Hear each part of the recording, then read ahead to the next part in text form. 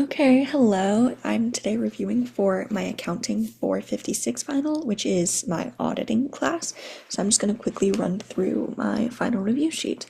So we're talking all about stuff that happens at the end of the audit. So first we're talking about substantive tests, substantive analytical procedures, that includes, and test of details. So these are your APs and TDs. We'll refer to them as from now on. So you can either use APs are optional, but TDs are required. And first, we're going over the steps involved in APs and how to do them properly. So first, you have to develop expectations and have benchmarks. Then you want to establish a threshold in financial terms. Yeah. Then you want to compare your current unaudited items to expectations to determine the extent of the misstatement. If there appears to be a material misstatement, investigate by doing all of these things, generating your own hypotheses, hypothesis generation, ramping up your test of details, etc.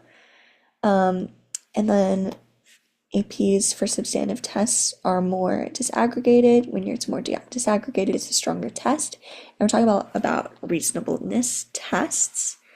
And then we talked about how your first problem can be that you have a difference that's greater than the threshold, but no actual material misstatement. This is an efficiency issue. But then you can also have a small difference that's less than your threshold, and you assume it's okay, but there is a material misstatement. This increases your audit risk. So that is a much worse issue. And then assessing risk factors associated with APs. This table is super important. So we have each of these risk factors, including relevance, which is all about, let me highlight it this way. Does the AP cover the intended assertion? And then we have precision of the expectation, which is all about disaggregated, all about disaggregation. Then we have plausibility and predictability of the relationship. That is mostly about predictors. If you have better predictors, it'll lower your AP risk, and the more predictors you have, the better. And then your availability and reliability of data used in the procedure. You want to get your data from a third party to be more reliable. And then investigation and evaluation of significant differences. You want to follow up with your TDs to lower your AP risk. Next is planning substantive tests. You want to make sure you gather sufficient appropriate evidence to satisfy DR. And then remember that your audit risk equals your inherent risk times your control risk times your detection risk. Here I have definitions of all of those. But if you rewrite that equation, you get detection risk is equal to audit risk divided by inherent risk times control risk. This is a little diagram. Substantive tests, just to define that, are tests that substantiate an assertion's validity in accordance with GAAP. The differences between TDs and APs. And then again, the expanded audit risk model. So we just kind of went over this, but we can further break down detection risk into AP, which is your AP risk, and TD, which is your test of details risk. Those are each defined here. The risk that analytical procedures will miss, and then that a test of details will miss a misstatement. And then again, you can rewrite your test of details within that to calculate just that by again doing that similar just division. Yeah, and then basic principles of evidence for substantive tests are sufficiency. I'm just going to circle these because they're important. Sufficiency and appropriateness. Here is a little diagram. Remember that observation is not used as a substantive test. Everything else is, but note that obviously substantive APs are APs. Everything else can be TDs. We'll go over that a little bit more. And then reminder that vouching deals with existence. Tracing deals with completeness. And for vouching, you're going from accounting records to source documents. And in tracing, you're going from source documents to the accounting records. And yeah, Reminder that sufficiency is essentially your quantity of evidence. It is the design and size of the sample. You want to make sure you have a larger sample to be more sufficient, confirming and non-confirming evidence, high quality evidence, evidence that all agrees. And then appropriateness is the quality of your evidence, which is the relevance and the reliability, making sure you get all of that. And then when you plan your tested details, map sufficiency and appropriateness and map to sufficiency and appropriateness of evidence. So again, like we said, we can calculate the test of details risk as detection risk divided by AP risk.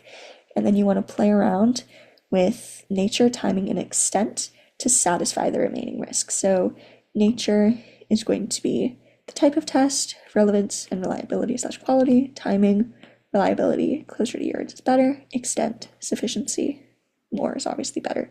And then this is that table I was talking about where you see that inquiry is, since it doesn't use sampling, as we see here, it's an AP, it's not a TD. Anything else can be used as a test of details. And I wanted to emphasize that for recalculation, you're working with accuracy. For vouching, again, you're dealing with existence. Tracing deals with completeness. And then inspection of assets is usually existence or completeness, depending on if you're doing sheet to floor or floor to sheet. And then to focus on 2 tests of details, confirmation of AR and inspection of assets. External confirmations are required for confirmations of AR and cash balances. Positive confirmations, you have to request a response to agree or disagree. You must follow up if people don't respond. If you never hear back, you have to do substantive tests, such as subsequent cash collections, to verify that that AR is paid post year end. And then negative confirmations are opposingly, you only are required to have them reply if they disagree. And then inspection of assets, it applies to PP&E, required for inventory. PP&E, this is important because it might be on the test. You want to pick items that are high quantity since they're prone to error, pick unique items, and pick high dollar amount items. And then just a brief summary. Substantive APs are done before TDs because they're effective and efficient. Substantive AP risk factors, we went over all of these. Substantive APs are usually done as a package of tests, not alone. Test of details satisfy remaining DR, and then sufficient appropriate evidence. And then we went over confirmations and inspection of assets. Sorry, that was really loud. And then next, we're working on, my pad froze. Hold on. There we go. TDs, sampling, and auditing estimates. So we've already talked about vouching and tracing. Also note that both of these can be used for other things as well beyond just existence and completeness. They get, like, especially for like rights and obligation, presentation and disclosure can be used for subsequent things. And then sampling and test of details. Remember that statistical sampling has a particular definition. The probability of selection of each item is known. Sampling risk can be quantified, and the UML is easily quantified. Statistical sampling uses PPS or US, which we use specifically in a later example. Larger amounts are more likely to be selected. And then steps in sampling. First, you want to define a misstatement, define the population, define the sampling unit. Choose a cutoff amount, and then all items above this cutoff amount are the upper stratum, and they'll all be tested. And then items in the lower stratum comprise the population from which the sample will be taken. And you're going to specify your tolerable misstatement. And specifically, you want to get this as a percentage by doing the percentage tolerable misstatement divided by the amount of money in the lower stratum. And then specify sampling risk, which is the risk of incorrect acceptance that's usually given in a problem. Specify expected misstatement. That's expected misstatement dollars over dollar misstatement we can tolerate is how we express that as a percentage. And as expected gets closer to tolerable, we need a larger sample size. Oh, and up here, a lower tolerable misstatement means a more stringent test and a larger sample size. Next, determine the sample size. Select the sample to be representative of the population by using that MUS, monetary unit sampling. Do the test and record misstatements, and then project the sample to the population, upper misstatement limit, and decide on the acceptability of the account. The upper misstatement limit is basic precision plus most likely misstatement plus incremental allowance for sampling error, which are each defined here, but it's easier to visualize that in this table I'll go over. And remember, the goal is to come up with the worst case scenario for a misstatement in the population. Here's the table. So remember, for basic precision as the first factor, you take the UML factor times the tainting percentage times your sampling interval. For most likely misstatement, you take the misstatements in the lower strata, the tainting percentage for each times the sampling interval. And then the incremental allowance for sampling error, this is given in the table, the UML factor, and then again times that tainting percentage and the sampling amount. And when you add that all together, you will get the upper misstatement limit. And if it's less than tolerable misstatement, you do not have a materially misstated population. Auditors' responsibilities for estimates. Moving into estimates, just a definition of what an estimate is. And then your objective is to obtain sufficient appropriate evidence for estimates. You're going to identify and assess RMM. That's complexity, size, uncertainty, significant assumptions, subjectivity, things regarding forecasts, and then you must have brainstorming.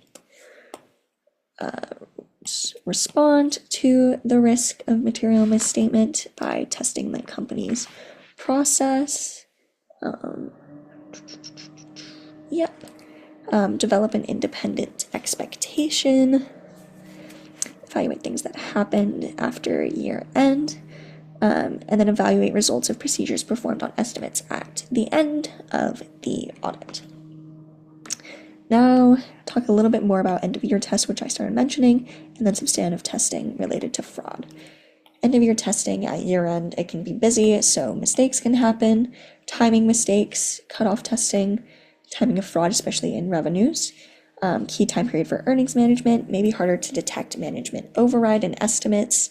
At year-end, management might want to manipulate their numbers, have different operations results.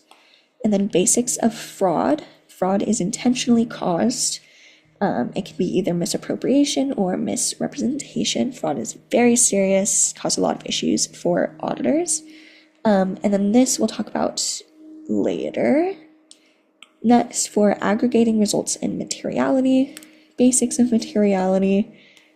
Pretty basic. We talked about that a lot before. How to aggregate misstatements. For 1 year, you ask yourself these 4 questions. If any account misstatement is greater than planning materiality, then is the total of the misstatements greater than planning materiality? Would it exceed planning materiality if you use the other financial statement? And then are there any qualitative material misstatements? And then just note that if the client resists adjustments, the SEC says that this means the misstatements are material. And then if it's greater than 1 year, you have to use both the rollover and iron curtain methods. The rollover method uses the income statement and iron curtain uses the balance sheet. And then lastly, for finishing the audit, we have matters of going concern, audit reports, and subsequent events. So auditor steps related to fraud. Again, you have to brainstorm, obtain info needed to ID fraud risks, identify those fraud risks, assess the identified fraud risks, respond to results of assessment. So this is the thing I kind of skipped over earlier. For TDs, you want to look at nature, timing, and sufficiency. And for APs, you want to make sure it's precise, disaggregated, having fancier techniques, and non-financial info, have more experienced staff or even a fraud specialist. Elements of unpredictability we've talked about a lot. Evaluate whether this indicates bias. plan tests that would detect fraud that could occur because of specific control weaknesses, and address the risk of management override, which is particularly important. You want to look for unusual journal entries, especially like adjustments to those journal entries. Review accounting estimates for evidence of bias, and evaluate business rationale for significant unusual transactions, such as related party transactions. Then we're going to evaluate audit evidence at the end of the audit as like a final sniff check to kind of see pattern recognition, see if numbers have changed, and then communicate about fraud. If it's immaterial or non-management fraud, you communicate that to management. If it's material, it goes to management and the audit committee. And then all management fraud goes to the audit committee. If fraud isn't corrected, you must issue an unclean opinion, which we'll talk about in a moment. And then you obviously have to document your consideration of fraud. Representations include a management rep letter, which goes over management's responsibility for the financial statements and controls. Their belief that it's in accordance with GAAP, that they gave all records, nothing is omitted, they have no material misstatement, they have no knowledge of fraud, or if they do, what it is, and then assertions of any contingencies. And then contingencies have to be recorded in the financial statement if it's probable, and 2, you can estimate the dollar value. If not, you must disclose if probable but don't know the dollar amount, or if it's reasonably possible. Communications, remember to communicate anything important with the audit committee. And then responsibilities for other parts of the annual report.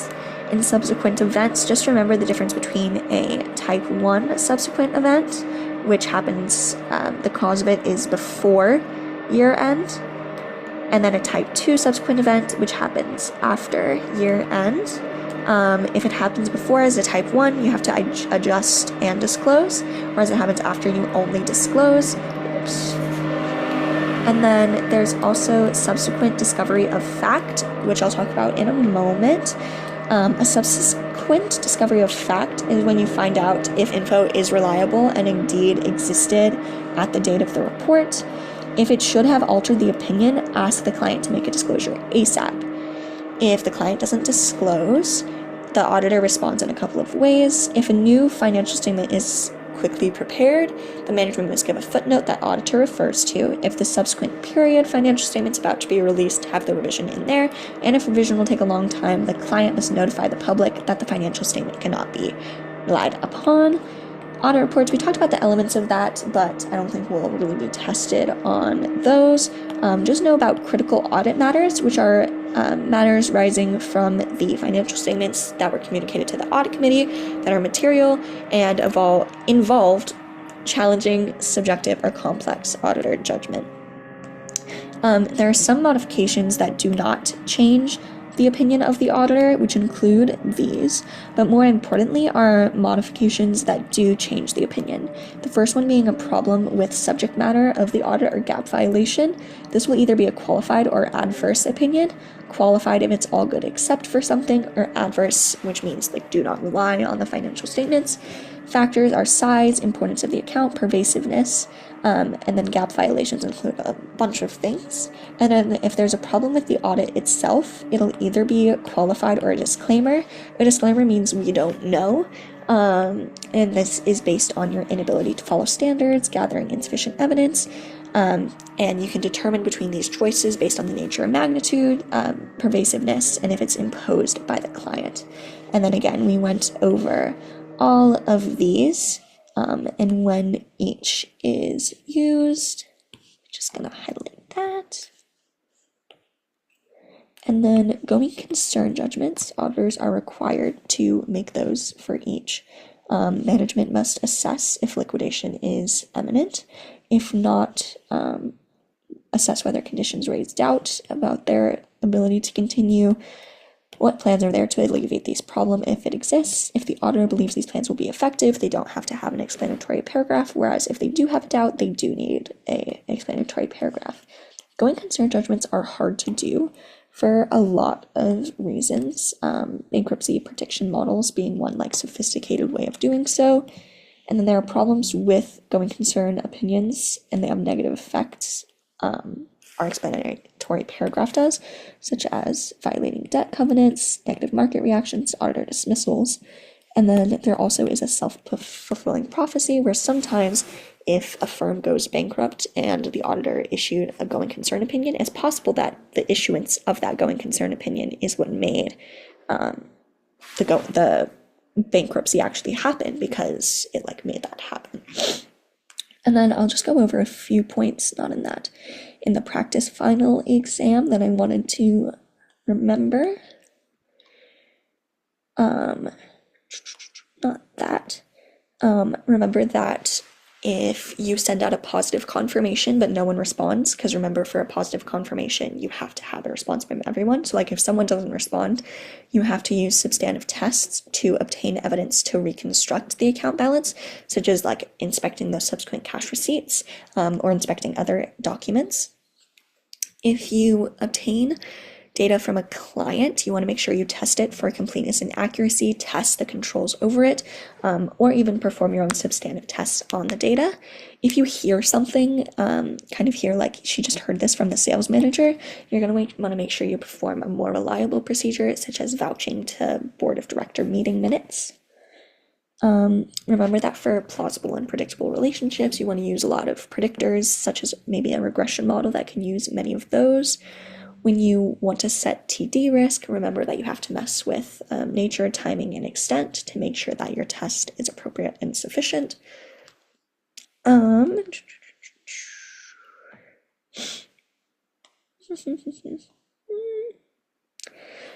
If you want to have a confirming of AR be ramped up in nature, you can either make it have unexpected accounts, but also notably you can audit individual invoices rather than the total account balances. Management override of controls. You want to focus on the areas of journal entries, specifically like adjusting journal entries that look odd, significant unusual transactions such as related party transactions, and then complex estimates where there's room for management to kind of get around any controls.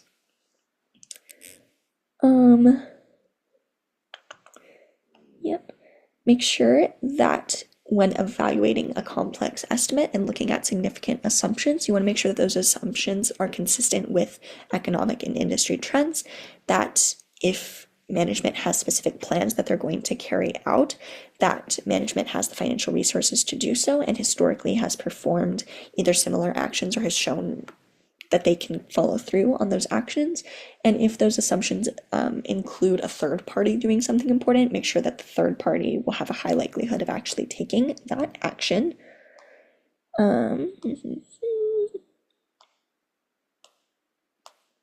And lastly, remember that a going concern judgment is hard because it's a lot of work, uses a lot of complicated systems, it can be a self-fulfilling prophecy, and also there's negative effects of the explanatory paragraph, such as violating a debt covenant, having a negative market reaction, or it can lead to the auditor dismissal.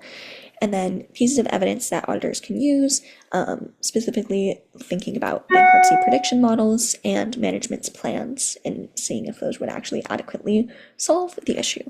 So yeah, that is the review. Yeah.